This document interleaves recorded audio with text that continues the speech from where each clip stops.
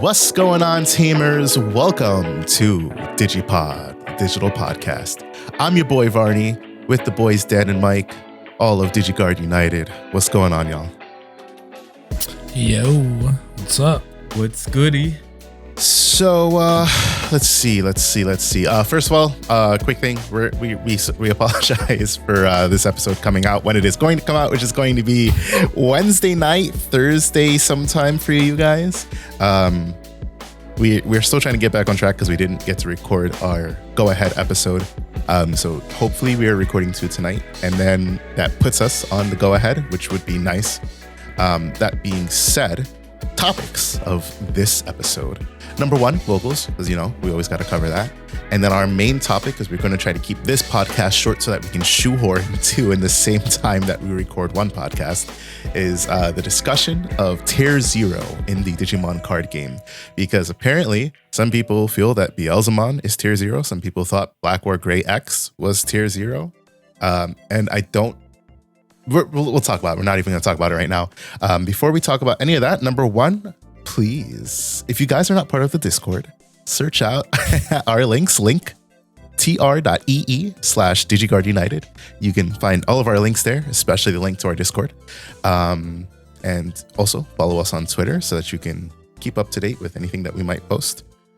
We are still waiting on our playmat commissions. I have been bugging our artist. So as soon as we get those in, you guys will be the first to know and see about it if you are either part of the Discord or following us on Twitter. And you will also be the first to know when we start doing our tournaments, because we would really like to start doing our tournaments soon. That all being said, I was not at locals this week because, preface, I have started playing Battle Spirit Saga competitively. And that means that I do have to divvy up my time between Digimon and Battle Spirits, meaning that I will not be able to attend all Digimon locals, and thus I will not be able to stream all Digimon locals. But you will hopefully see me top in Battle Spirits come next month at the Ohio Grand Open. That being said, I will let Dan and Mike take the floor on this one. Yeah, let me start off by saying I feel like his battle spirits last like a month and a half tops. Set and a half. I'll give you a whole set and a half. If I go and I win any amount of money, that's all I'm gonna say. I'll give it a set and a half. Anyways, Dan, let's you can take it away. Yeah. Speaking on that, what are you gonna do? Just break even, call it a day? Suck a dick. Anyways. Hey, come on. We're supposed to be PG out here. We're not already demonetized. I never listed us as PG, okay? This is on YouTube. When it asked me, is this made for kids? No, this is not made for kids. Oh no, that's funny. But anyways, as we were saying, I won't be playing Battle Spirits competitive like that, but I will be playing at our locals occasionally. Moving to important things like Digimon. I went 3-1 with War Greymon. Lost round 1 to Metal Garurumon because I bricked so hard and I played. I didn't play War Greymon. I'm sorry. I didn't play War Greymon. I'm sorry. I played Brick Greymon. Okay. That's how bad it was. It was like really bad. Like, what was it? Game 1, I never saw like Omnimon, which it wasn't like too bad, but like I didn't see any other pieces in the sense of like I had like no ties out, I had nothing. I just had one stack, and that stack couldn't win the game for me. Game 2, I saw absolutely no ultimates, none, and I ended up losing to Melga. Said Melga player actually won the whole tournament. And beat Beelzemon X in the finals. So, you know, Melga is still a really good deck for people who want to say that it's not good anymore or think it's not in the meta. If a Melga player pops up, you should be worried, you know? And then after that, it wasn't too bad, but I kind of got lucky in the sense of Imperial Jamal was moving slow in round 2, and I was moving slow, but because I was set up with so many tamers, by the time I got to like the ultimate, I just like popped off and it was over. Won that 2-0. Round 3, I ended up playing another Imperial player. That game was pretty close because he actually like popped off a bit. I had the one in game 2. I had the craziest comeback. I had 0 security. He had 5. He had a board of Imperial Digimon, Fighter Mode, XVmon, and a Stingmon, I think it was. And you're gonna be like, how'd you win that, Dan? Well, I'll tell you guys how great I am. Let me stop this. No, but all jokes aside, so what happened was I went into I had a War Greymon, the Raid War Greymon, X antibody underneath. I swung over one of the stacks, I think it was. And yeah. Hades, and then I Hades forced the Vmon and the Stigmon, and then because Hades forces the attack, I activated Raid again, I think it was something like that, and then I Digivolved to War Greymon X, killed the one stack, and then War Greymon X end of attack killed the other. So that's ended up how and then that one stack basically like controlled the game for me. The rest of the point, it's disgusting. Forward, and then that's legit how I was. And he got another fighter mode out, and I still was able to get rid of it and then go for game after that. It was a really crazy game, honestly. And then round 4, dude left, so I ended up getting the free win. So I went 3-1. How'd you do, Mike? Why'd you say it like that, buddy? Because I know what happened. Yeah, so game 1, I was playing Hunters. So I felt pretty good. I feel like I'm pretty decent at Hunters. But game 1, I played against Set Control. I kept a really, really, really bad. I don't want to say it was bad, but like I kept a hand that I felt like was playable. I didn't have a rookie in hand, but I had the champion Shoutmon King version, and I had some Digicross with, so I was like I can play like this Shoutmon turn 1, establish a tamer, which I think was like a Tagaru or something, and like I feel like that's not a bad play. Like I'll probably hit into a rookie eventually. Like who cares? That's not what happened. I don't even think. Yeah, I did not see a rookie that entire first game. Game 2 went fine for me. I did not keep a bad hand that time, so I won pretty easily. I feel like game 2. Game 3 was more back and forth. I was in a winning position, but he Venus spawned me, so shut down the entire deck.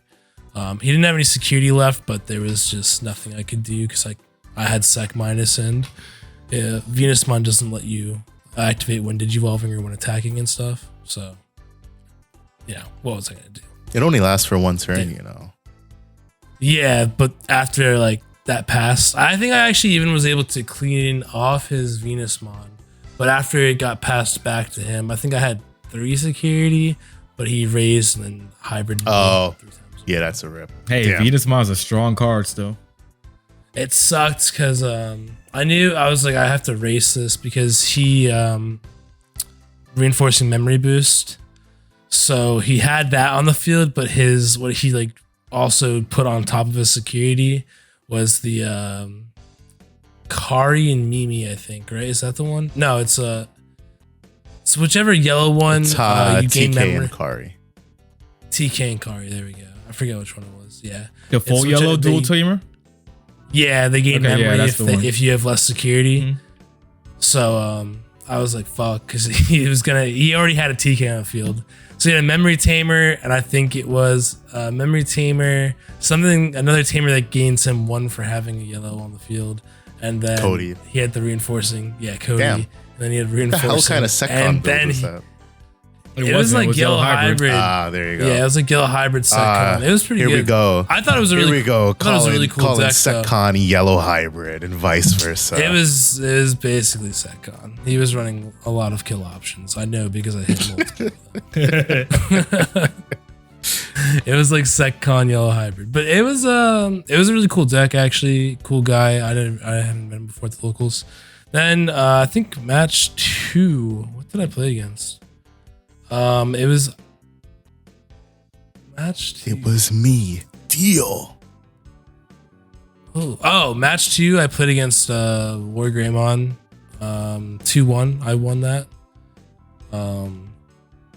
Not much to say there. It was fine games. Game 2, he like opened the fucking nuts on me, I think, and he just took that game.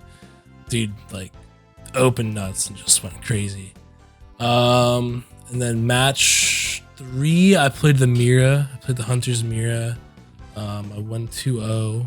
And then match 4 was like the most excruciating, painful Machine Dramon match of my life. Game 1 was his like all day. And then I got fucking 2-0'd, by the way. I got smacked. Game 1 was his all day. He just got, I think he had like double Mega Dramon, and I was like, what am I gonna fuck her? It might have been single Mega Dramon. All I know is that everything was dead. It was not a good time. He got to that stack super fast, and I was like, He said, I'm killing all of them kids. Yeah, he was killing those kids, and he had the analog man. Yeah, there was nothing I was doing. Game 2, I lost. I think it was like the longest game of my life. Yeah, it was just, and it wasn't that. Yeah, and he didn't even have like a crazy stack, but it was just that I wasn't seeing anything.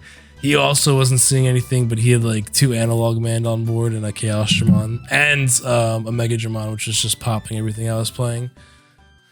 I think I probably could have played that matchup better though. Like going into the future, I definitely have a better idea of how I would go about that. But yeah, I lost. So 2-2. First time playing Hunters, really, it wasn't that bad. I would do it again. So, well, yeah, it's like best deck in the format. You should. I wouldn't say it's the best deck in the format, but yeah. It's a strong. We'll get to it. Before I forget, because I've been forgetting the last couple episodes, we have poll results to go over. So, dun dun dun. First one. I'm sorry, Mike. This one said, who's going to be the next DigiGuard United team member to top? Dan had 3 votes. The poll question. Yeah, I didn't know what to put, so I put it. Dan had 3 votes. Mike had 1 vote. But yes. 3 people said, who knows? So, Dan... Oh. Even better. Just no one has faith in me, but who cares? Because no one has faith in Dan either, apparently. Hey, the 3 votes have better is more than your 1.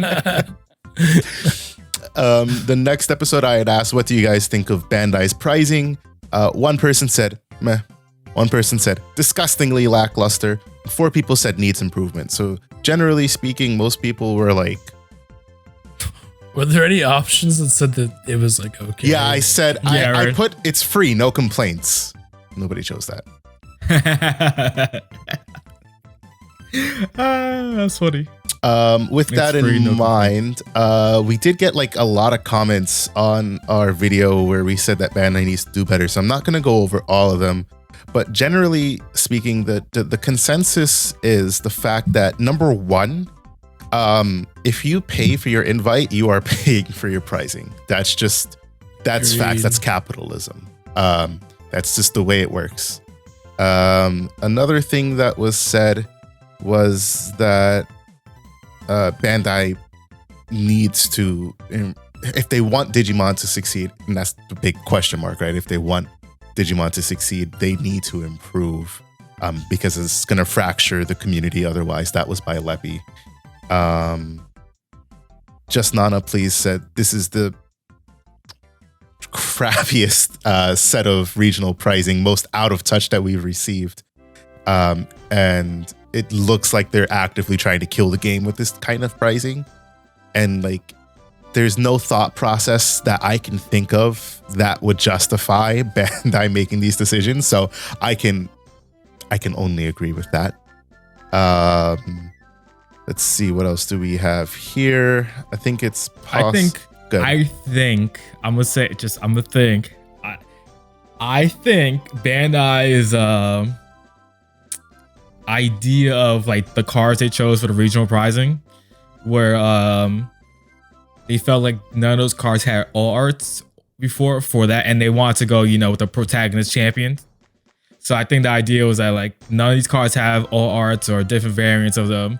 Let's make them into regionals, and that's why they picked those specific ones over the others. I think I could be wrong on that. I don't know. I if those want others, to agree with you because I know like promo Greymon didn't have another variant, another all art. I don't think the XVmon, because that was the Star Deck one. I don't think the Omni Shaman, obviously because it's BT12. I forget what the rest of them were. Geo Greymon didn't have one. You know what I'm saying? But I just think they just chose it. Yeah. They just chose the bad cards, though, unfortunately. I don't know. So, like, I almost agree with you, but then I'm like, well, we got a new Greymon that's really good for market. Like, we got the whole BT12 has new cards of each of the protagonist champions that they could have used. They decided not to, and they did use one. So they could have really done it. That's what I mean. And like, that's why I think like, I like want to agree. Like, that's why they did that. But I also disagree because like they gave BT12 Shoutmon King an alt art. They should have just given the XVmon an alt art. They should have like, I don't know. It's annoying because a lot of those cards in BT12 for like those counterparts are really good. Awesome, really good cards. And they just hate us. I mean, like that, I don't know. That would make me, I mean, I already want to compete in regionals, but like seeing alt arts or like cards that are really good like that would really make me want to give out money to compete. Agreed. But so that's that. So we're going to get into our main topic of the day, which is the discussion of Tier 0. So pardon me, I'm going to take the next couple minutes to kind of sum up a bunch of stuff, and then I'm going to let you guys take the floor. So sure. This topic comes up because, where else do we get our content from? We get our content from a lovely Facebook group. So basically, there was a content creator who posted a video and said, here's Beelzemon. This deck can easily be Tier 0, which just enraged. It incited a bunch of comments, bunch of people. There were people saying that Beelzemon is Tier 0. Beelzemon is not Tier 0. Jessmon was Tier 0. Blue Hybrid was Tier 0. This was Tier 0. That was not Tier 0. So I just want to read what the definition of Tier 0 is generally defined as. Tier 0 refers to a deck or a strategy that is considered to be the most dominant and powerful deck in the current metagame, to the point where it is essentially unbeatable. The term is typically used in competitive TCG circles to describe a deck that is so strong that it warps the entire metagame around it. Tier 0 decks are often characterized by a high win rate, consistency, and the ability to easily deal with other popular decks in the metagame. They may also have powerful synergy between their cards or use specific combos that are difficult for opponents to disrupt. Because Tier 0 decks are so dominant, they can quickly become overplayed and boring to face, leading to a stale metagame. To address this, TCG developers often make changes to the game's rules or ban certain cards in an effort to balance the game and encourage more diverse deck building. In the entirety of the Digimon TCG, the closest thing that we have had to Tier 0 was Blue Hybrid. And the reason that was the closest thing that we had to Tier 0 was because at the time that the deck was topping, during BT7, there were other tops, and I mean, honestly, it wasn't even close to Tier 0 during BT7. In terms of representation, maybe it would make up to half of the board, but like you would see Yellow Hybrid, you'd see Imperial, you'd see the occasional Black or Gray, and I don't know what other decks were running around at that point in time, but it definitely was not Tier 0. We go into, Black or Gray is BT8, my bad. Yeah, says Imperial. Oh, shoot. Then what was BT7? Because I forget then. Hybrids, Greymon Tribal. I think we're still trying to play LKM a little bit there. Okay. You're forgetting Gobble Yeah, Bond Gobble was okay. really big right there. So it was still diverse. It was still fairly what else diverse. was there? Royal Knight Security Control. That was just you, Michael. That was just you and I. But okay, yeah. So to that point, hybrid decks, but blue hybrid still wasn't that high in representation. It wasn't until BT8 came around. Jess. Yeah, because remember BTC. Yeah, yes, Jessmon. Yes, yeah, Jessmon. I would say it was Jessmon, Yellow Hybrid. There was a lot. The immediate hits. We had the immediate hits of the Japan list. So MDF already got hit when we got blue hybrid. And Savior. I think it was not yet. Savior was BTA. MDF got hit when hybrids came out. So it was MDF and reinforcing. I believe. No, reinforcing. Nope, reinforcing was Iceland. Maybe it was just MDF then. Something else. Because Iceland was a preemptive hit. People knew that, and they were like, well, blue hybrid ain't not gonna be that strong. So like yellow hybrid was still like very, very viable. And of course, Jessmon was around that time. So it was Jessmon, blue hybrid, yellow hybrid, basically. With I think the Bonds deck still popping around. And Lord Nightmare a little bit, but that was getting phased out a bit. Not too much, yeah. And I believe those were the main deck. I'm trying to think at the moment. Christmas, we're forgetting Red Green Hybrid. Yeah, that was popping a little around. bit. Towards the end, I think people were like starting to just find the stride. I think security control was still really big back then. Yeah. Especially with yellow hybrids, but yeah, security controls. But there was so there was a lot during BT7 meta, and BT8 came around, and you still saw like to start the meta. At least there was a very diverse meta. You saw the Imperial, you saw the Black Worker, you saw some of these new archetypes, and then at a certain point, in that format, blue hybrid came and took half of the pie chart, and it took half of the pie chart for the rest of the format, because as Mike always says, people realized the deck was still good.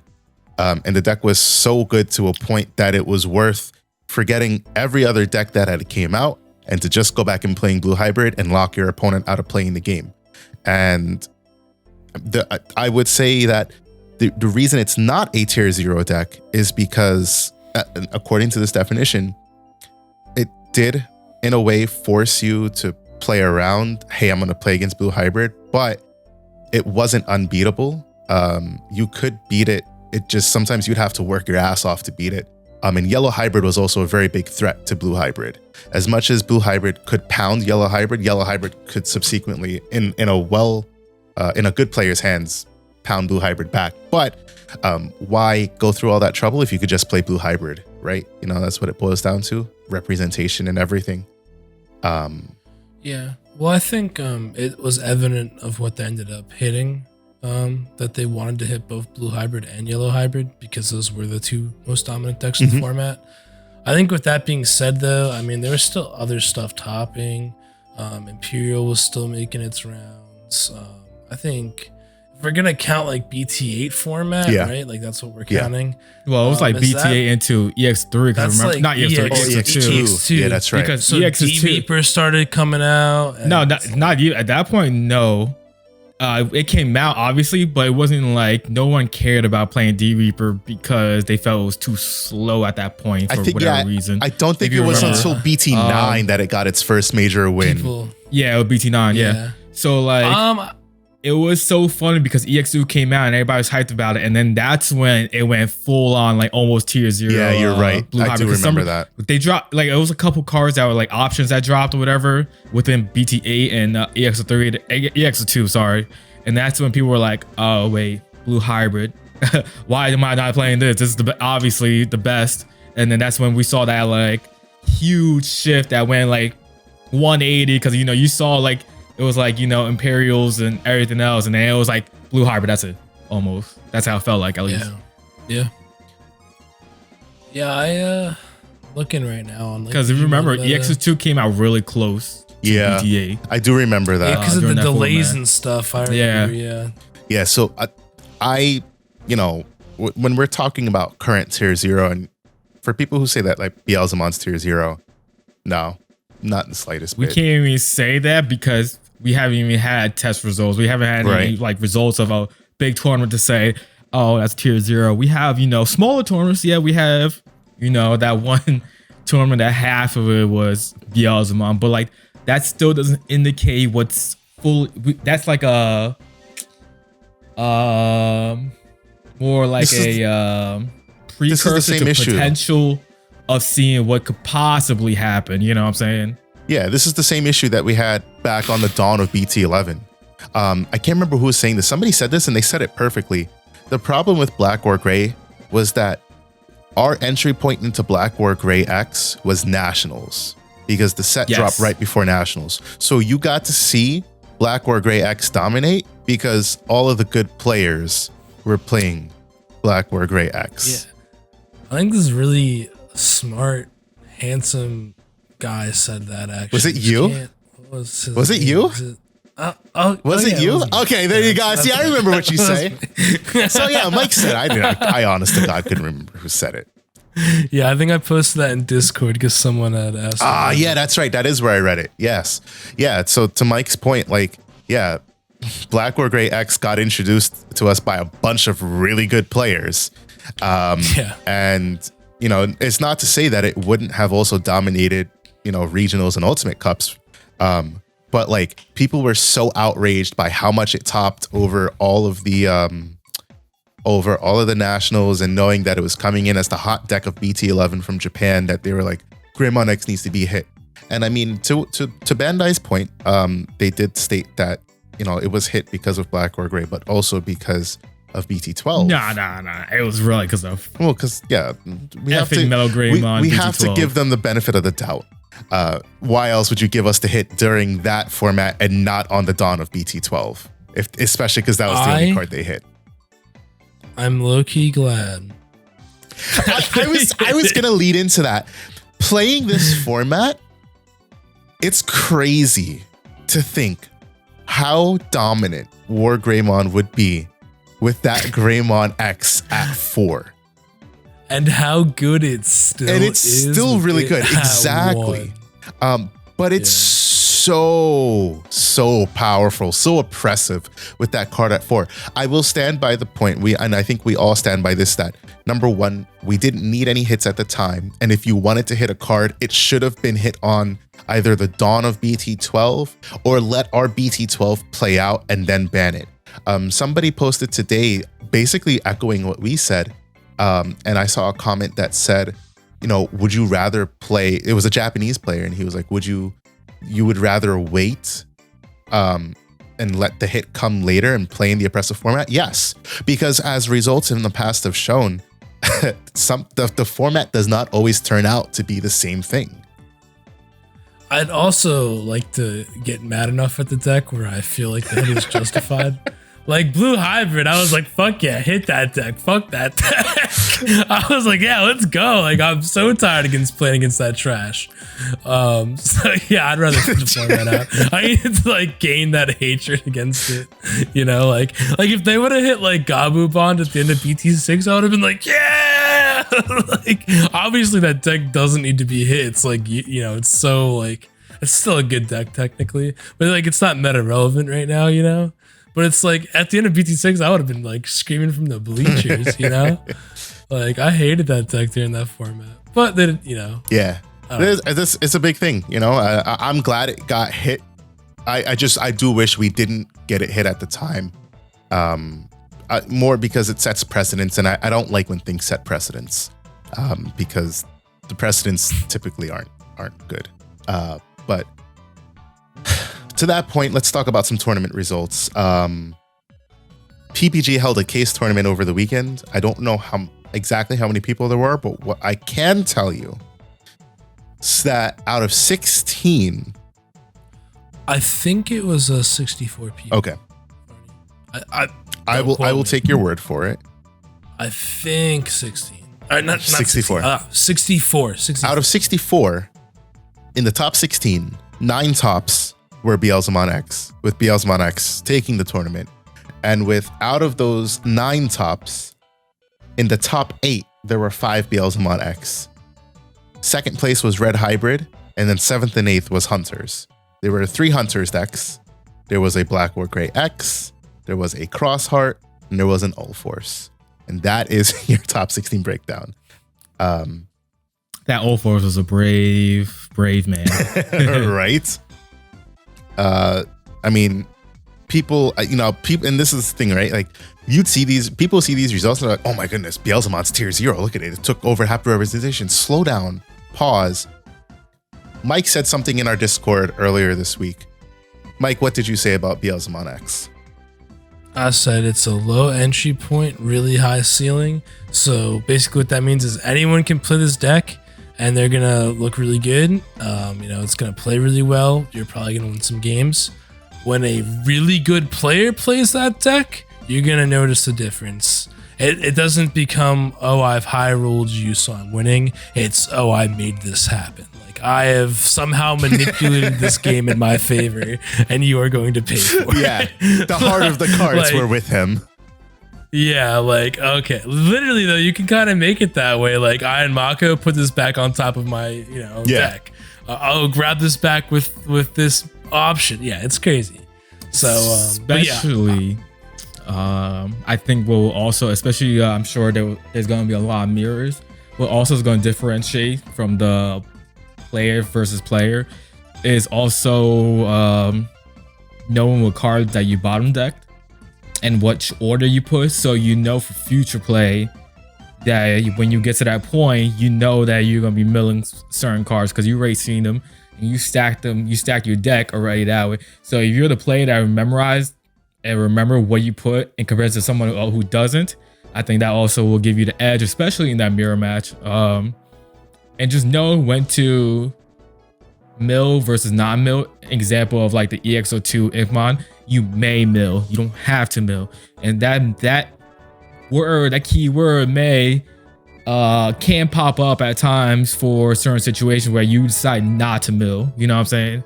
So like also, that's where like I think the more skillful Beelzemon players will show out and do what they do. But like Mike said, someone who doesn't know how to play purple period or doesn't know how to play Digimon could win with that deck almost. Just because like all you do is read the cards. You read, you make sure you do what it says, you mill, you're out your deck, you make sure you get those effects to pop off, and then you just pop off. By the time you get to Beelzemon X, you should have 20, 30 in trash 2 to 3 security, so for potentially 2 checks. You're gonna go to blast mode for game or something. It does a lot very fast sometimes. Yeah. Yes, sir. I'd also say you probably don't even need to read all of your cards too. If you read like one of every third card, you'd probably still be able to pull off a win. Honestly, it could definitely be. It became. I think the thing is that you mentioned, Beelzemon became a deck that prior to the starter deck, I want to even say, if you was playing Beelzemon, you had to be a more skillful player because of the lower. You had a way lower floor, so like it was a higher floor to get a potentially higher ceiling if you like high rolled. But like if you're not high rolling, what do you do as a Beelzemon player? You know what I'm saying? I think that's what is going to also make the difference too. If you're not getting the perfect mills, and like I said, so sometimes you have to tech in certain cards that you may not at all now currently because there's so much good Beelzemon support. Yeah. Mike also said that Blackwork Gray X is another example of a deck that's low entry point, high ceiling. Well, you could talk about what was it? That one guy in our Discord, his question for us, right? Yes. Was more skillful. Was that what it was? Oh, yeah. Which one is? Would you say that Beelzemon takes more skill to pilot than Blackwork Gray X at its prime? Yeah, and I would say that no. Yeah, I would agree with that as well. I think that Black War Gray, the format that Black War Gray was in, and people probably they may disagree with me. I don't think it's a hot take. It's just like a different opinion. But like Mervic Cross was like a killer deck. Still is. Grandis was a killer deck. Also still is. Old Force is a good deck. Like those, like the decks that Black War Gray had to play against, like They were really good decks, and it's evident. Black War Gray only won one of the nationals it was in, which was the U.S. Nationals. It didn't. It had tops in the others, but it only won one. And I think the Shaman win two. No, it was one. It was one Shaman and one Grandis.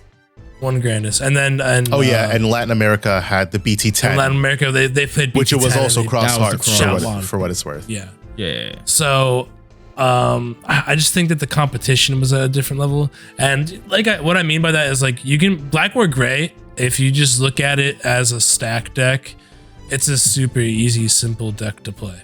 It doesn't really require much thought for you to build a stack, get to your level 6, and swing over something or kill a tamer, or put an option like an X antibody option underneath and attack.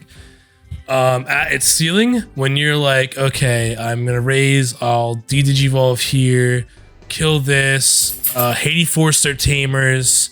So when I swing with my Greymon after I Hades Force, I get to digivolve into a Black War Gray X or something, and then unsuspend on their turn, pop something else. Like there's certain plays you can do. Like I always talk about the plays you can do from you can go into a Blitz Omni, you can go into the Blitz Omni and then into an Omni X. That's a super crazy play. Some people don't have to, it's not a hard play to pull off, but some people don't even realize you can do stuff like that, it's just certain things that certain players will do, controlling the board or knowing what to pop is really good. I remember watching Nationals, the stream.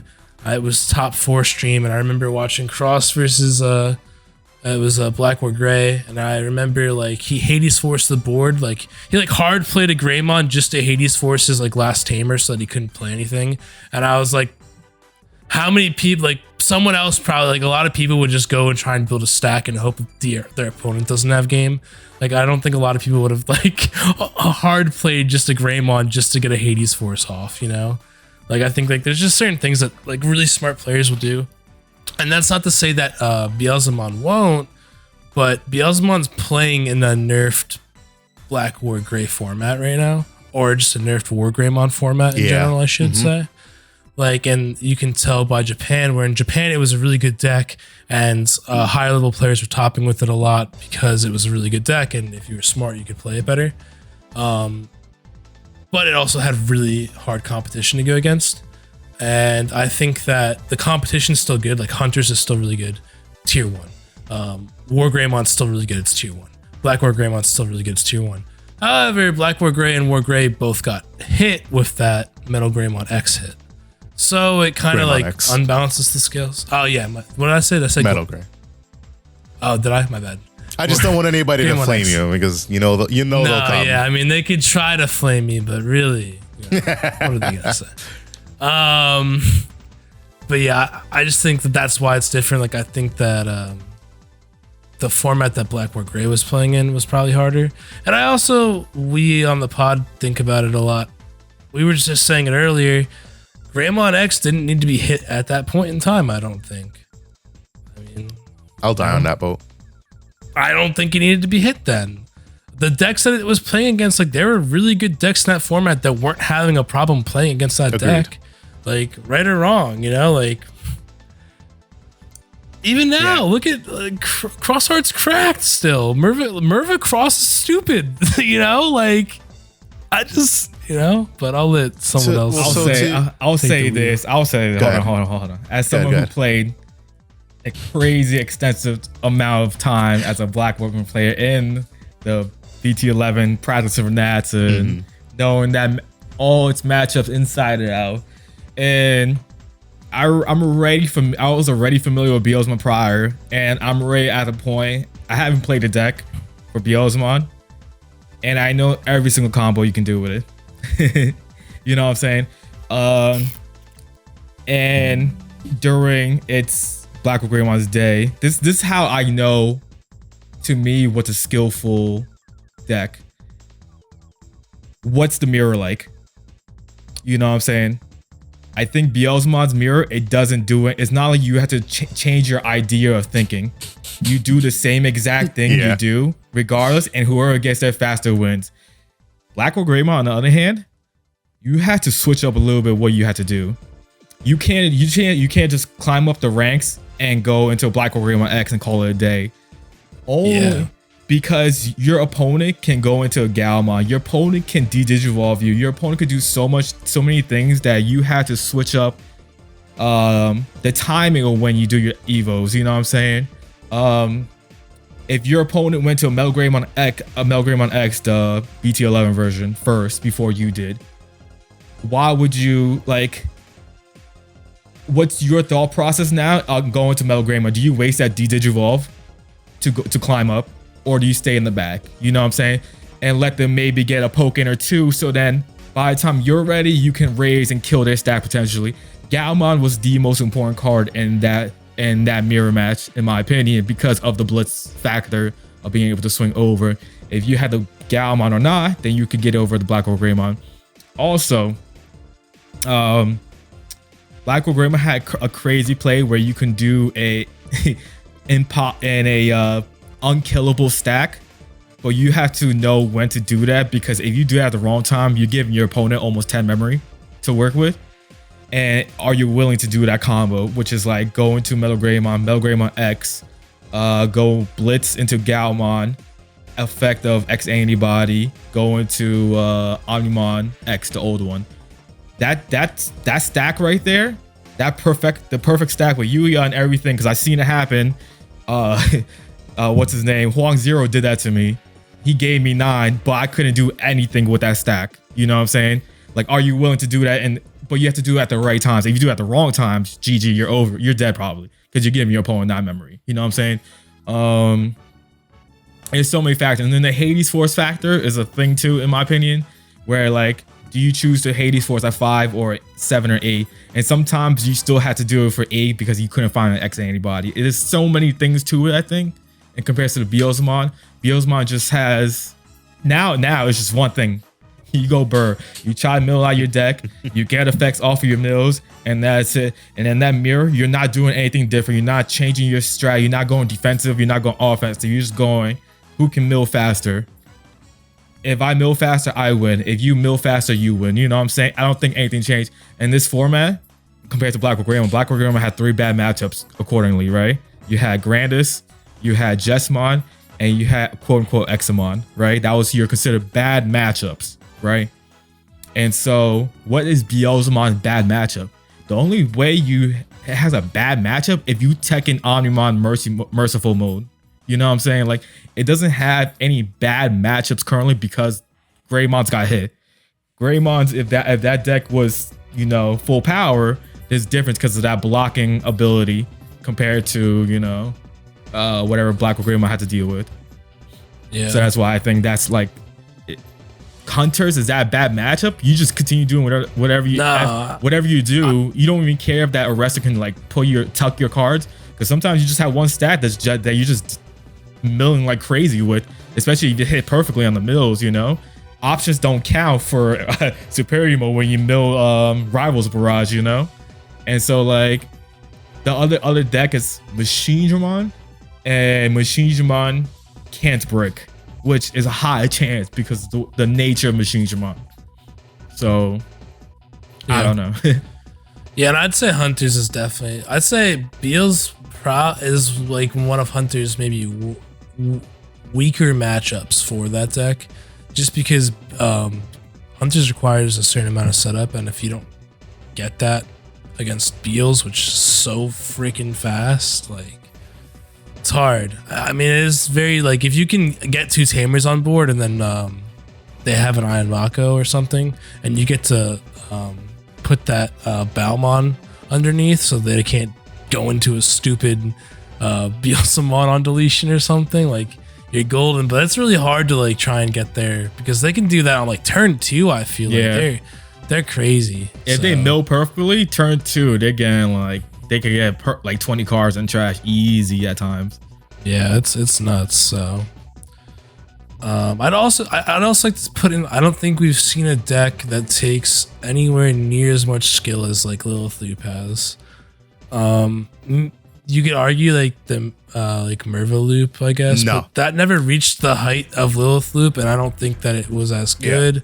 And I don't think that anyone I don't think any of the really good top quality players really playing it either. So like I think that's maybe why we haven't seen it. But yeah, Lilithloop was just so crazy because it was at a time in Digimon where like it was so weird for people to be able to pop off like that in a single turn. Like, and the thought process and the stuff you had to do, like, you couldn't be a bad player and win with Lilithloop. You can be a bad player and win with Blackwood Gray. You can be a bad player and win with Beelzemon. You can be a bad player and win with Hunters, Imperial, Red Hybrid, whatever. You can be a bad player and win with those decks. Lilithloop was a deck you were not winning a game with if you did not understand. It was not at all. Really hard, very combo intensive. There's a lot of like thinking that was involved, like, which is weird because it was probably like people will say like Imperial's a combo deck or whatever. I'd say the only real combo deck we've really had is probably Lilithloop. That was a very, I don't know. I can't think of anything like it, honestly. And again, I know we have Mervaloop and Merva Cross, which like you could combo, I guess, if you just played options that shouldn't be in your deck. But like it's not, you know, like and Lilithloop was really like I can't, it was one of a kind, I think. It's honestly a shame that MDF had to die for its sins come BT7. Can you imagine Quartzmon with freaking MDF? Well, like hear me out. What it died for its own sins because it like really was bad and limited like card space and whatever new cards could be made. But like, oh my god, what if there was just like an option card for purple that worked for MDF or more specifically for Lilithloop? Like, I don't know, it was a really cool deck. I liked seeing it. I liked playing against people that were playing it. It was just different, and I think I liked it because it wasn't like an archetype deck either. Now we have, you know, everything's pretty much an archetype, but back then Lilithloop was just like, I don't know. It's just different. Hard to explain. I'll let someone else talk. Before anybody comes at me for saying MDF would be busted with Quartzmon, I just want you to think about the fact that you can go into Quartzmon for free, suspend the entire board, gain all the memory back. All the memory back. You swing and you're gonna trash security. It doesn't matter if Quartzmon goes away. You just trash security and you effectively did an Alphamon play. So yes, MDF would be busted with Quartzmon. All right, let's just get that straight. I mean, there'd be a lot of cards that are just busted with Quartzmon. I mean, think about it. MDF. Not Quartzmon, MDF. You have free Evo into like any level 7. Or reduced Evo, right? Can you think about like Mercy mode? Like if you could actually like swing. If you could actually swing with Mercy mode, because most times when you Digivolve Mercy mode, that's it. It's just sitting and waiting to trash itself. But now you have this 15k that you can actually swing with. So you can swing over anything like that's stagnant on the board, or like if it was in War Greymon currently, you could freaking MDF into Merciful mode, swing through something with Piercing, like. Yeah, I mean, there's a lot of stuff you could do with it. I mean, it was just a busted card. Forget like the Susanoo play. Yeah. Like even if you're in a stupid situation, you're like, I don't want to give my opponent 6 right now. So I'm just gonna MDF into my Death X on top of my like, you know what I mean? Like it's just so many stupid stuff it lets you do. Also, imagine back to the Quartzmon MDF. Imagine that in Bloom. Yeah, exactly. That would be and I'm pretty sure because MDF's wording is that like the card goes to the bottom of your deck, correct? At the end of the turn? I think so, yes. Yes. So Greymon's effect, you just cancel, you just negate it, and you just keep a free Omni on board. How did we forget about that's because it was that's because we got the protection after MDF was hit. It's like we didn't even think about that. But like that's just wild. I'm pretty sure you could just like protect it. You could just protect it and you'd be fine. I think. Yeah, it's such a weird card because it's worded so weird. I'm reading it right now because it says return the Digimon that Digivolved with this effect to the bottom of its owner's deck. Period. Trash all the Digivolution cards to that Digimon. It's like, I don't know. It's worded weird. I guess it's just like I guess that last sentence is like clarification on like what you do with where your stack would have been because this is BT5 and people were still in the game. But it's just like the way it's written is so funny. I think you can still protect it though. You would because it would attempt to bottom deck. And on you attempting to bottom deck, you know, the interruptive effect kicks in. You trash the 2 sources, and then it doesn't even bother leaving. God, now the question is, does it trash the rest of the source? That's the real question, because does the effect continue to resolve after you prevent it from leaving play? Alternatively, does it trash the source prior to you getting to do that? Because does the card effect need to resolve fully? I don't know. I'm not even going to bother trying to figure that shit out because I don't need to worry about it. The card is banned. You're a judge, bro. The card is banned. I'm not even going to worry about it. Actually, yeah, I think you're right. I think that it wouldn't matter. I think the effect has to happen first before you can respond. So yeah, you can't save it. Well, you might. Well, to see this, that's the thing, right? Because something like Grandel Soul, for example, Grandel Soul would read, you know, suspend one of your opponent's Digimon, then return one of your opponent's suspended Digimon to the bottom of its owner deck, trash the rest of the cards. But you can save yourself from Grandel Soul. So it's possible and you don't trash the rest, right? You wouldn't trash the rest because it doesn't say it. So that's the thing, right? Like, is it a clarification text or is that like an actual thing that needs to happen? I think it's more of a clarification because back then that was new. Right. But because of the way that the card is worded, what would Bandai developers say? I don't know. All I know is unban MDF. Let's do it. I'm gonna ride that train now. No, that's awful. Oh, I could just dude, imagine that you get HPD'd into an MDF. That's why the card needs to be banned and stay banned, and that's why HPD should be banned. But we digress. Well, oh god, yeah. Back then we only had white level 7s too, right? Oh man, what just happened to my camera? Yes. Yeah. Yeah, I don't know, Mike. Your camera just went out of focus. Whatever, it's broken. I don't know what to say. Someone else talk. Take the spotlight off. Try turning your camera off and back on. But what I was gonna say in relation to what you guys said is that Digimon, like Mike said, like Lilith Loop has been the most intense or combo and skill intensive deck that Digimon has seen to date. I don't think any deck even comes close in comparison to what Lilith Loop was able to do. That being said, Digimon doesn't inherently have like skill intensive decks, right? Like you could basically pick up any deck and play it. And that's a good thing about the card game, that you can see a deck and you like the deck and you can pick up and play the deck.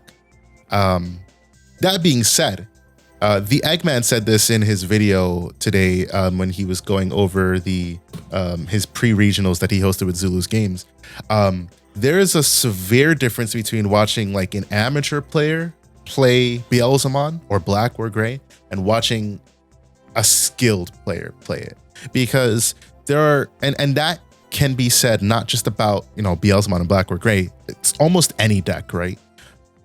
There's so much that goes into the decisions of playing the game. The deck may be easy to pilot, but how do you play your matchups, right? How do you determine what to do?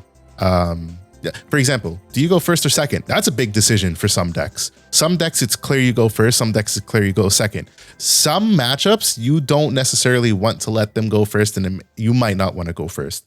What do you do with your turn one play? What do you do if you don't open what you're supposed to see? What do you follow up with on your turn two? What if you do something on your turn two and things don't pan out in your favor? For example, when I play against Mark with Beelzemon, first of all, Mark always sees the nuts. So that's just number one. But me as playing Beelzemon, because I was testing the mirror against him, I digivolve into Witchmon. I get no good mills. I have 3 cards sitting in trash. There was nothing good off of it, and I don't have a follow-up play. I can't digivolve because I don't have a level 5. I don't have like an option that I can play because there's nothing worthwhile playing an option for. Do I just pass? Do I just hard slam something for 7 and say screw it, deal with it? Like, those are the decisions that matters for any deck. What do you do when you can't progress game state with what's in your hand? And that's the difference between any amateur player and any skilled player.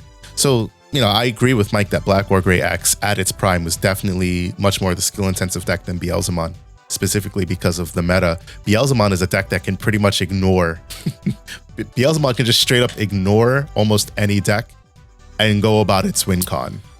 Oh yeah, it's like ultimate solitaire. I feel like you don't care about anything, right? Like you just go. You kind of do. I mean, except for Machine Dramon, where if they just build a stack, like, it would be really anything with deletion prevention, and that's why, as you said, Wargrain, Black Wargrain in their prime would have been a problem because they would have had that speed to keep up with Beelzemon, and now you can't touch them because they have protection. You need to go double deletion, and sometimes they have triple protection or double protection, I should say, because of Alterous mode. Yeah. So like.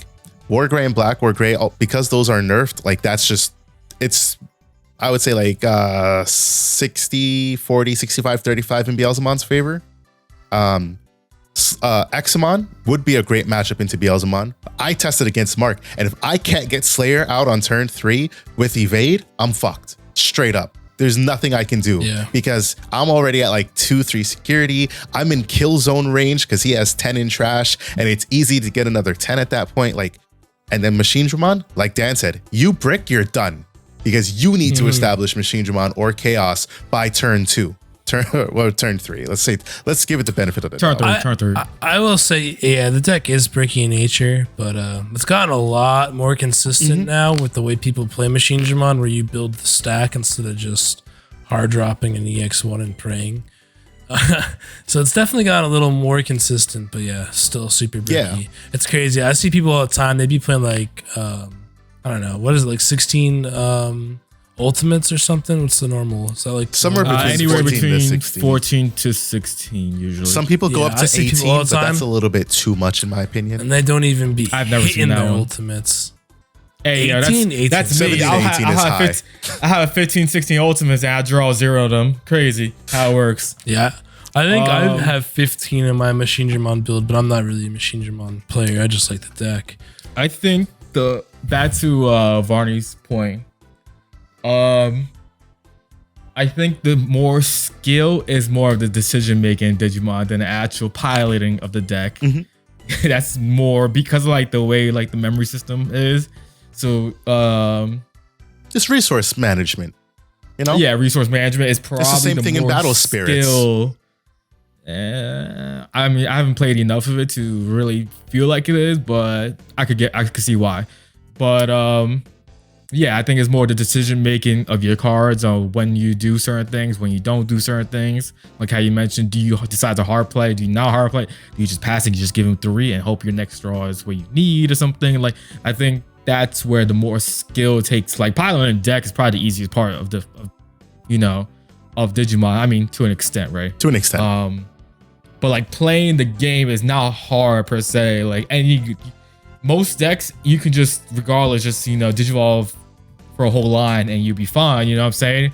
But usually, like I said, the skill, the more skillful players know when to do certain things versus the less skilled player.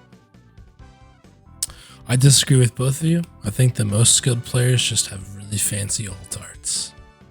That's why I won with Xmon. That's why you won with Xmon. Yeah, I mean, I think that's very true. If you think about like why Bloom, like I said this before, Bloom's a good deck. Bloom doesn't top really, to be honest. Maybe a top here and there, but it doesn't top in regular format. The reason it doesn't top in regular format, number 1, is because everybody's afraid of decks. That's number 1.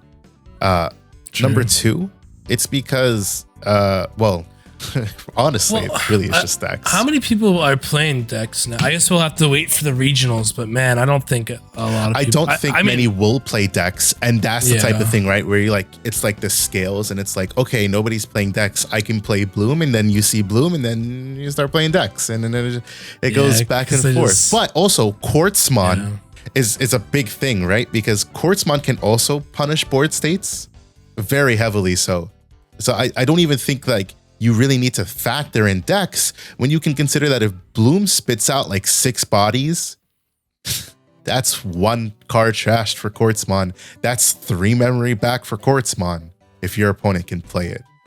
And if you can establish your own Quartzmon, cool. But like that's like the big thing, right? People could play Bloom. Let's look back to BT11. You could have played Bloom in BT11 post Greymon X hit.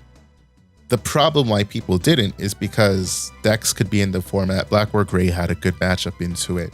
And there was just too much in terms of like what the top players were considering. They're like, I'm not going to bother trying to finagle this deck when I could just play Merva Cross or Cross 7.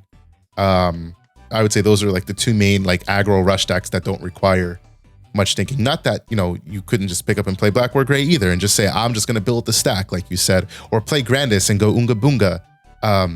But why go through all the trouble of trying to play Bloom unless you really like Bloom? And there aren't that many people who like Bloom to play it into the format. Now, you put it into the Ultimate Cup like they did, and you put these monocolor restrictions, and what deck rises to the top? Bloom, because it was obviously a very powerful deck beforehand, and that just reinforced it, which is why going into the next Ultimate Cup, Hydramon. No, it wasn't just because of monocolor. It was because Dex was banned for it. That's the real reason. Yeah. Oh, yes. So monocolored and that decks were hit specifically for the format. Yeah, so a combination of the two. And that's why going into the next one, you don't have Hydramon at 4. You have Hydramon at 1. But Quartzmon is still a thing because Quartzmon is a green card. Quartz Bloom is still probably going to punch people, right? Yeah, 100%. And that's a very big thing to think about when people think about like why decks don't top in the way that they do. We even come over here and we look at, like I said in the case tournament, there was only one Crossheart deck in this entire thing, top 16. Same thing for the pre-regionals with Eggman. There was only one, and that's the one that took the event. 6-0 Merva Cross with Michael O'Beer. Like, he was the only one in the top 16 to pull out the win. And honestly, like, the only card he was playing that's new is Jet Mervamon. Everything is still straight up a BT11 deck. And he only played Jet Mervamon at 1, so he didn't even need to play. He could have just played 4 Mervamon. And he won the event. That deck is cracked still. Because the deck is cracked, exactly. The deck is good. But people are, you know, they're on other trains. They're playing Beelzemon. They're playing Hunters. Some are even playing War Gray, and they're trying out Black War Gray. Like, there's it shows that, like, it really doesn't, it really doesn't matter what the deck is. Good players are good players, and good players will top with whatever deck that they choose to top with. It's just, what does the meta shape out to be, and what do people think? How do people feel that they want to play into the meta? For myself, for example, I think about Hunters. I think about my Xmon getting tucked under my Davis. I think about my Xmon getting tucked under my Slayer Dramon.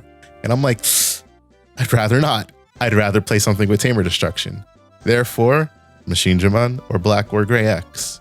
Alternatively, I'm like, or I could just outrace Hunters and I could play Beelzemon. And then you get into the circle of, well, here's the good matchups, here's the bad matchups, here's the really bad matchups. And that's how people decide like what they want to play. And I think this is a good thing, right? Like, we're getting to this point in Digimon where, yes, there are definitely good decks in the meta. There are tier 1 decks. There are the obvious tier 1 decks, but there are also really good, a lot of now really good decks that can still keep up with the meta. And we're going to see that, I think, basically from every set now on until Shine comes, and Shine is the obvious number 1 deck that will get hit. But even with Shine, as seen with like East videos, there's a lot of other decks that are still winning. Exactly. And right now with the new in trainings, surprise, Machine Dramon is winning the same amount as Shine Greymon was, plus Mirage Galga, I think it was, and War Greymon, I'm sorry. War Greymon just came back full because of those in training cards. Mm-hmm. So like, and then like everything else is so diverse. Like, it wasn't even like one deck was winning a crap ton versus everybody else. It was a kind of like a mix of a lot of decks. So I think that's also a good thing for our, you know, future. It's being able to be like, hey, what deck do you want to play? I feel like playing, I don't know, Metal Greymon, Blue Flare, you know what I'm saying? And guess what? Which I could win with that deck. also a very stupidly powerful deck. If I want to play Royal Knights, I can play Royal Knights and do fairly well. If I want to play Shine, Mirage Galga, Belfmon, War Greymon, whatever other deck that you feel like playing and you think you have a good, you know, a good head of what's going on in the meta, then like play it and you might do well. There was a Galamon win. Gallimon sucks. You know what I'm saying? Like in most times, Gallimon sucks. Ray. But guess what? That new Gallimon is so cracked that it helped Gallimon be a deck that can win every once in a while. There's even Contourusmon decks that are, are able to get W's, which is really cool to see. You know what I'm saying? And then I saw a Mastermon deck won a tournament. Mastermons are relevant almost in this format at least. But guess what? When it comes to BT14, for some odd reason, I guess, Chaos Degrading someone's Sean Greymon or something wins you games, I guess. Who knew, Because Chaos Degrade is such a powerful card. And if you are a skillful pilot for Mastermon, you can get a W. You know what I'm saying? It's very possible, I guess, seeing that Mastermon's getting W's, I want to take this time to shout out Primitive Kage. If you guys don't know who Primitive is, you should go watch his videos straight up on YouTube. Are you talking about his educated confidence, something like that he called? Yeah, something like that. The video is called "The Number One Tool I Use to Consistently Top Cut TCG Events." And in it, he basically talked about educated confidence, as Dan put it, and I think that's what he called it. And to paraphrase what he said, I don't want to do it too much because you should go watch his video. Basically, what he said is that practice the deck that you're comfortable with. To an extent, yes, worry about the meta and worry about your matchups into the meta, but don't try to outplay the meta. Just take a deck. You like the deck, okay, play the deck, practice the good matchups, practice the bad matchups, and at the end of the day, go into the tournament with confidence, right?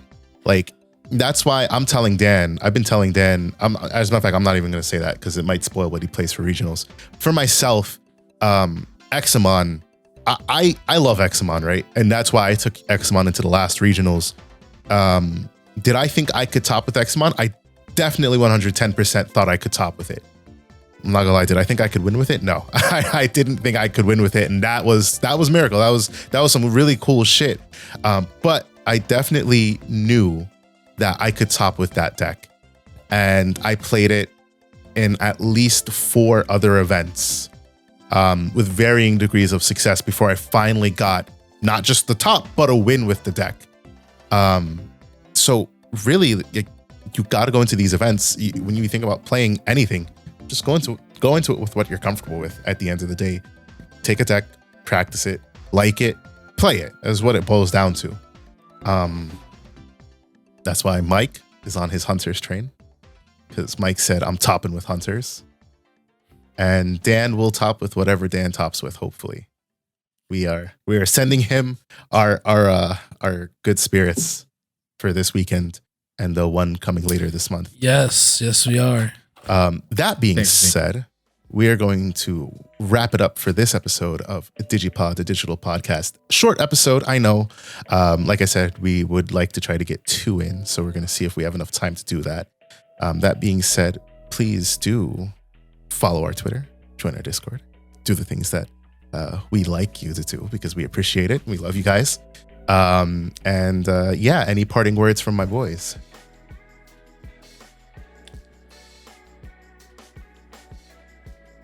Achoo.